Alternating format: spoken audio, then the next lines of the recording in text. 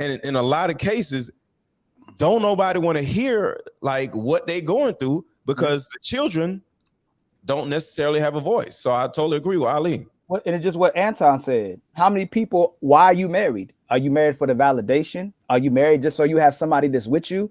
Have you ever really, are you loved? Do you really have affection with your partner? Do y'all really share intimacy?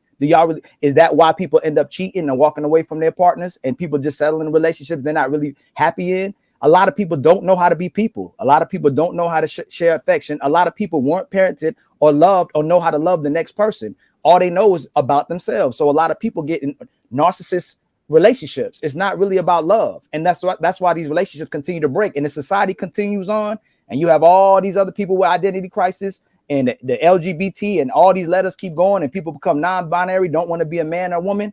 It's going to get worse and worse. Families are out the door. And the birth rate now worldwide is 1.7, I believe, where we're having a negative birth rate where two people are having one child and they teach us that we overpopulated, but we actually in the 40s there was five. The average person was having 5 kids, average families. And if you look at the consensus, people were getting married. Even real estate. When I look at the houses that I go after, everybody was married. All these people had all these children. Now we're getting to a place where people don't even want to. They so selfish and so focused on goals, they don't even want kids. They didn't want to spend time with each other. People are literally taking trips away from each other. When we talking about that on the panel the other day, people taking 20-day trips away from each other. It's like they don't even want to be with each other. The vacation, only time they're happy is when they're doing something, anything other than being inside their family. It's crazy. And Ali, man, I'm glad you're saying that because when I talk to the fellas on my panel, I always try to tell them, man, if y'all gonna have children, get married, man. Get married before you have these kids. Because the beauty of having a prenuptial agreement, you can actually put joint custody in there in the event of a divorce instead of having children out of wedlock and having to go through the court process. So I tell them, if you ain't trying to have kids, man, okay, I can see if you don't want to get married and to each his own, do you?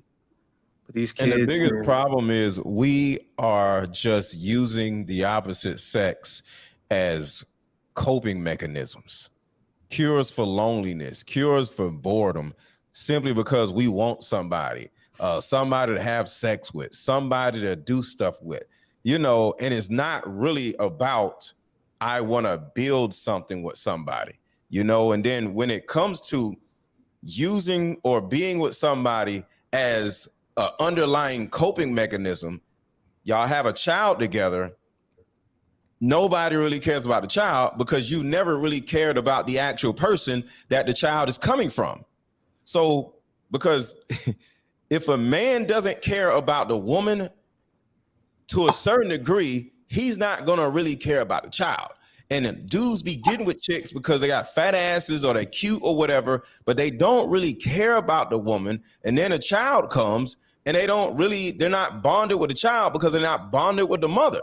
And next thing you know, that's how everything falls apart. And that's why I always believe in marriage.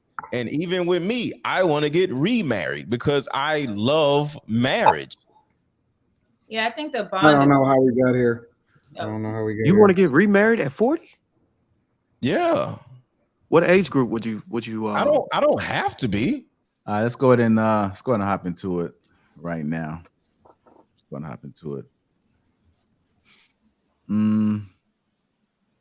what the hell is that? Oh, here it is. Who has the hardest time trusting, men or women?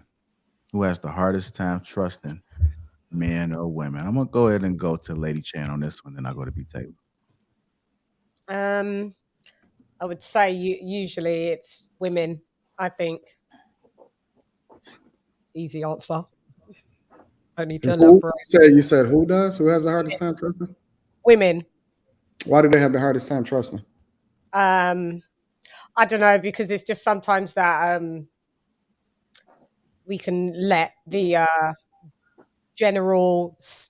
It shouldn't be that way, but there's always a stigma attached to men that they're doing something that they shouldn't be doing, etc., etc. So we tend to not trust them as much as them. Well, I don't know. I'd have to hear it from you guys as a man's point of view, but I'm just saying that's what I think. Come on. What aren't men supposed to do, in your opinion? Well, I mean, like cheat. What? What do you mean? What is cheating? Oh, here we go. Here we No, go. well, because like for example, I'll give you an example. Right? Some people that think cheating starts with the emotional aspect of it. They don't necessarily care about the physical aspect of it, right? They just don't want you to get attached. And then some people think that cheating is when you spend money on a woman, right? Or something like that, or when you got a work husband. So I'm just trying to figure out, what do you define as the threshold by which a man starts to creep into the cheating aspect of life? Anything that's not authorized. Anything that's not discussed with your wife, anything that, emotional, sliding in another girl's DMs, physical, or obviously, sexual. Yeah. Thanks for the Do soundbite. you think that most men are supposed to be monogamous, though, in a general sense? I could take two approaches with that. Oh, hell yeah. Oh God, Lapeef, those sound bites, awful. Shut your ass up. Shut up. You about to get your ass whipped, boy. That's Bruiser. That is Bruiser all day long. Yeah, that's real. Yeah. Calm. That is all Bruiser. I appreciate you stop using them sound bites while I'm speaking. That's sir. Bruiser. That is all Yeah. Bruiser. Hold on, wait. does it all JR the had the time. other one. JR had the other one. Though. Yeah, I would just like to have a decent conversation without silly sound bites, because then I could do my own as well, but we're not here to do that, are we? No, we're not. So anyway, so what was the question? Sorry, I've just lost my train of thought. No, I'm just saying, what do you think that most men are meant to be monogamous? Do you think that men in the general sense are supposed to be monogamous? Oh yeah, that was right. In like I said, two aspects. If you want to really take it down to the grassroots, no, men are not supposed to be monogamous. But then if you inflate it where we are today in the Western world, we've put that. Well, think about what you just said, though. You said that most men are not supposed to be monogamous. So if it's really cheating, if a man is operating within his nature, and is it more or less based off of what you're saying? Is it more or less the woman's responsibility to really set her expectations correctly and then operate within that framework? Yeah, that's what. But what I'm saying is that anything that isn't okayed. I mean, there's marriages where the man the man will say, "Look, babe, love you, but I got other broads out there. I won't bring anything back to you. They won't be coming back to you." But what it is, and if the wife agrees with that, then that's not cheating. Anything that's unauthorized. So that's just how I see it. If it's authorized or you just want to turn a blind eye, then you've turned a blind eye. But I mean, I just think that Bruiser, stop. Lapeef, stop. It's all Bruiser. It's Bruiser. I'm not the only one. I'm not the only It's one. Bruiser.